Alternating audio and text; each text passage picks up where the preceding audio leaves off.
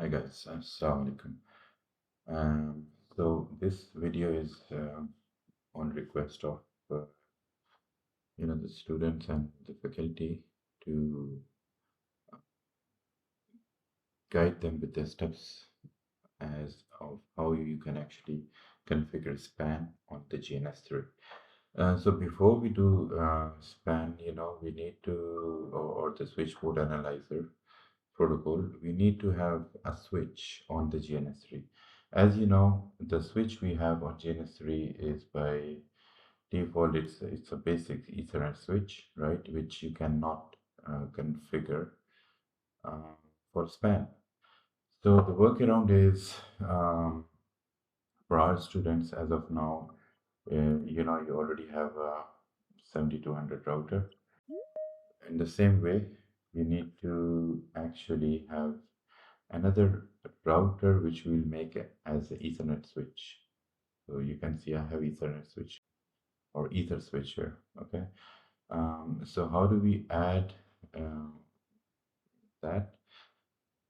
So I will give you the image, or you can download the image.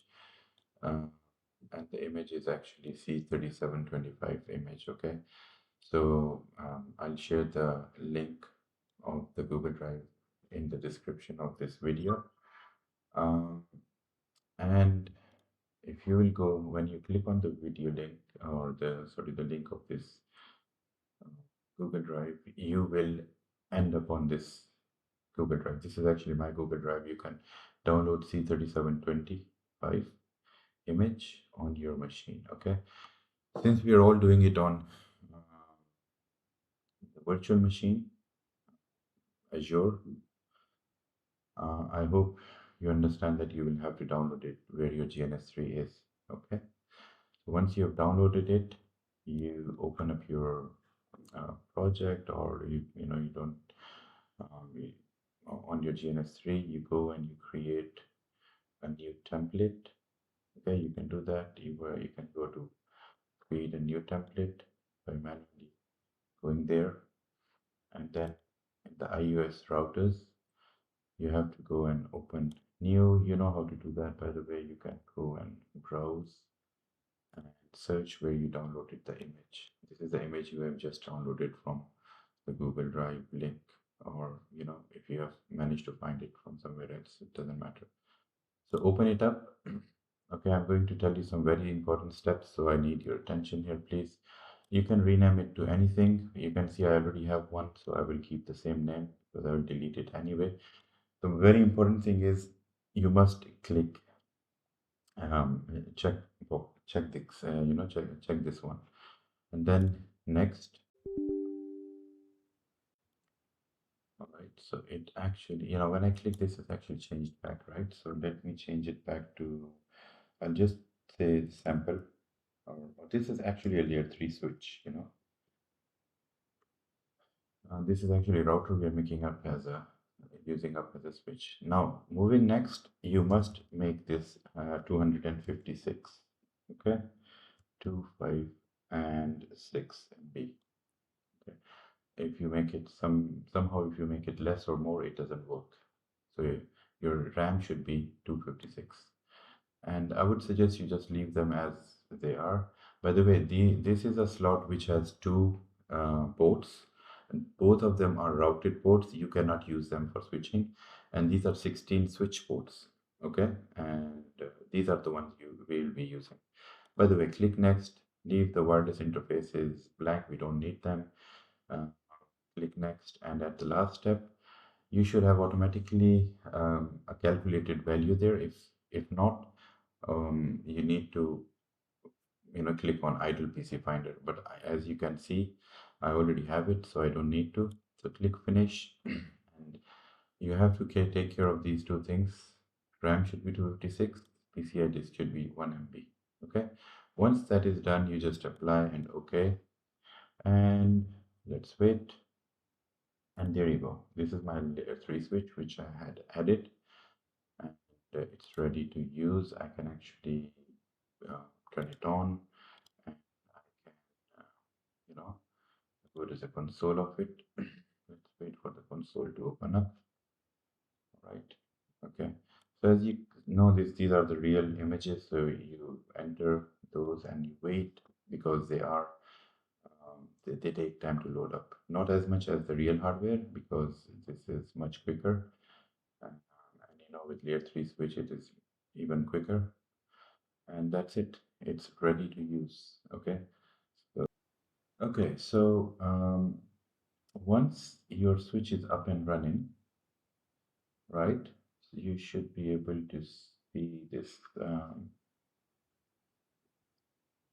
screen, obviously the console. Now the commands here are different, slightly different, but they are actually the commands which are used on the real 20, this 3725 by the way. So you can see some of the macros are here, just as an example. Um, there is no show VLAN brief, not that we need it for spam, but I'm just saying. So these are some very cool macros they have made here. Uh, anyway, coming to the point of span, how do we configure it? Once this is up and running, you okay. Let me demonstrate that to you with with actually. Let's see, one PC, other PC. Then what can we do is we can connect. Let's suppose a switch, a router here, right? Let's connect them with. So you can't use these two for the switching purposes. These two are the routed ports. Okay, just bear that in mind, please, guys.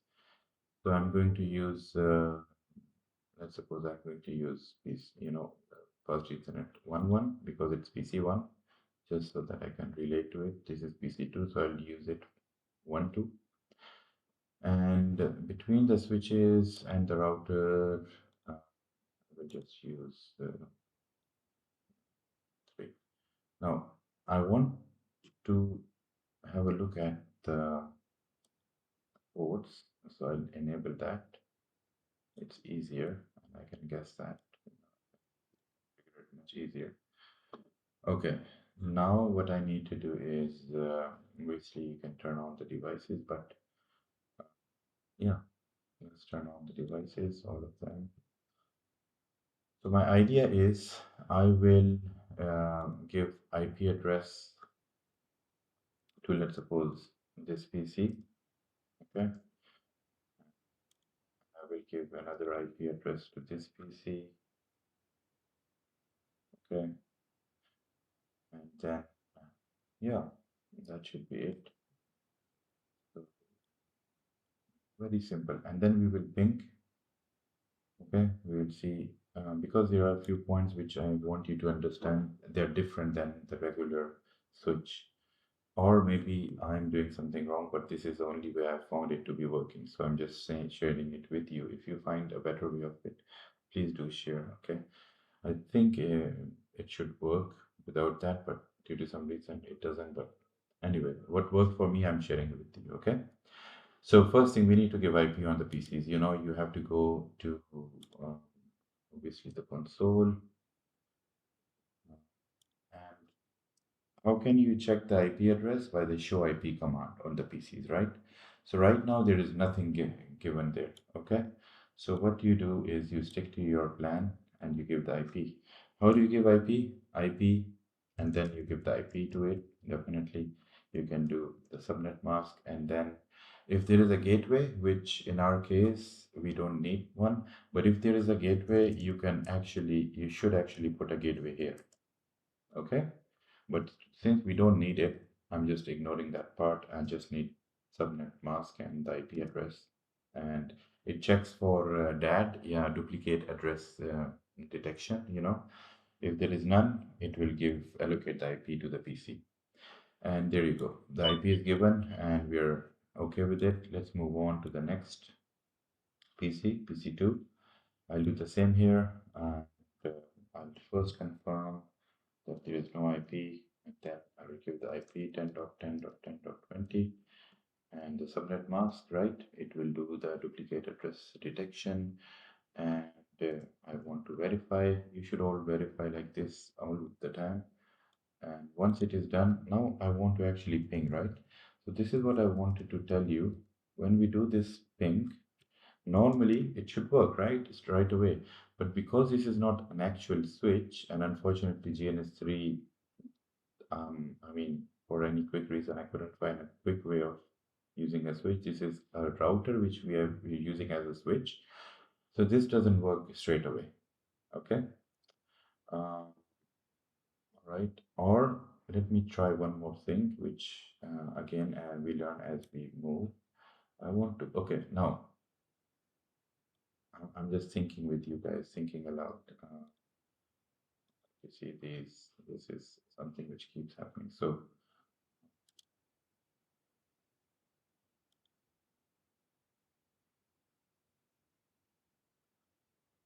okay, for some reason I think, solar putty, using solar putty is not a good idea. Okay, let's hope it works now. Once the console is open, I stop and restart. So it's good that it's being recorded as well, and you know how to resolve it, because uh, I have, for some reason, if I go to the configure or maybe somewhere, you will see that it doesn't have any other console tab here. That's the only one here, but for some reason it uses solar putty anyway. So turning it on, back on, going to the console. I want to verify if IP is still there. It's not. So this is the point I wanted to make. IP is gone. Let me put the IP back. Okay. And the point I wanted to make was, let me confirm it before we do that. This, we should all save it. Okay. So this is how you save the configuration on the PCs. All right. This time I'm not going to put it away. I'm just going to this. Okay, let's move on to PC2. For sure, the IP of PC2 is also gone because I had to stop and reset it. You can verify there is no IP, and let it give the IP of /24. Okay, once it is done, let us verify it. It is given, and now save it. Okay. So what we did is, all we did is just give IP 10, 10, 10, 20 to this PC2, 10, 10, 10 to PC1, and saved it. Saving is really important, okay? We don't want to miss that part, all right? Now, what I want to do is, I actually want to see here, because I haven't checked this before. Because we believe that, all these interfaces, we don't believe, we actually can see that all these interfaces are actually on VLAN 1, right? Um, and that's the only thing which I would be worrying about at the moment. So let me stop the notes. It's like refreshing it, and refresh them, restart them. Okay. And now to check, I go to console. Uh, this time the IP is retained, but most importantly, I want to ping. Yeah, it doesn't, right? Okay, that's fine. So anyway, let's move on to the switch. The reason it is not pinging is, you will see here, once it starts, that you can see show VLAN switch brief is the new command here, okay? And the macro for that is VL. So I'm going to do VL and show you what do I mean. You see here, all the interfaces are on VLAN 1, which is not an issue. But if we look at show run, because show run is a huge command here, I just want to look at the part which is for interface VLAN. Let's hope this works out, otherwise it doesn't. Okay,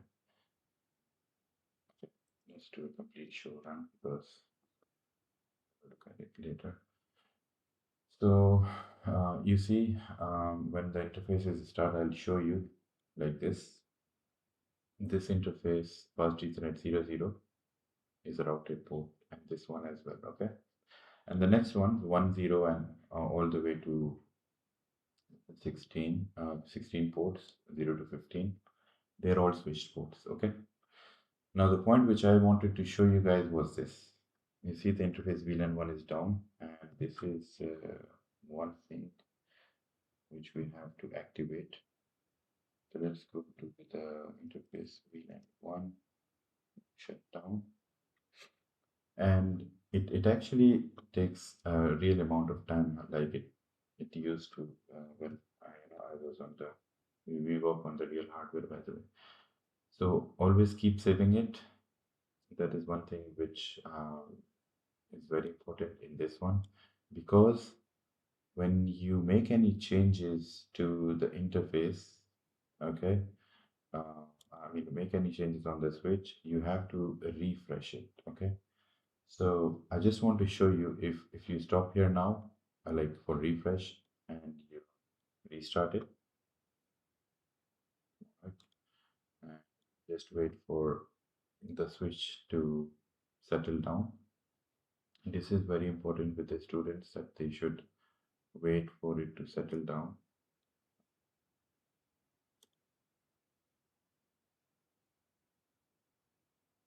Now this is why I don't like this solar putty. Anyway, hopefully it will start. Okay, so wait for the switch to settle down. And once it is started, right, hopefully, obviously should have retained the VLAN status as well. VLAN is there, right? It's up and up, which is good. I want to check. This wasn't working, obviously. I just want to check if this is where I should have stopped. Yeah, okay. So we just need to turn the interface VLAN on and restart the switch, and then now you can ping. Okay. All right. So far, so good. Now, what we want to do is span. So what I will do is I will take this as my source interface. So the traffic coming in and out of this interface, I want to copy it to this interface. Okay. So let's do that.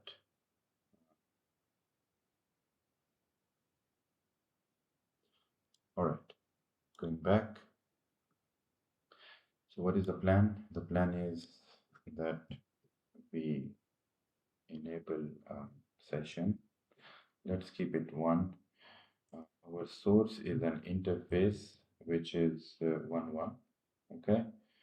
And then for the same session, we want this to be copied to the destination, which is 1.1/3. Okay, this is why I use tabs, Let's do that, save my time. Okay, anyway, you all know this. So now we have this session activated. You can actually verify to show the session one as well. A very good typer, by the way, right? You can see that the source port is in both directions 1 1, and the destination port is 1 all good. And also we can do show, I think that this is enough, by the way. Anyway, now moving on, how will we capture the traffic, right? How will we capture the traffic? So we'll capture the traffic, and where does the Wireshark comes in? So your PC, or your computer must have Wireshark already installed, right? And I'm assuming it is for you guys. So what you do, you right click on this interface. Okay, we could have done this here straight away, but then span would have been verified, right? So let's right click here and start capture. You can rename this to anything, okay? But I'll just leave it like this and click OK, and voila, there you go. How beautiful is it? The Wireshark is active and working. Okay, there you go. Later, guys. Okay, so I just want to focus on ICMP. So I'll obviously put a filter there, and let's keep it on one side and go back. What? This, I have to figure out something about this. Where is my console?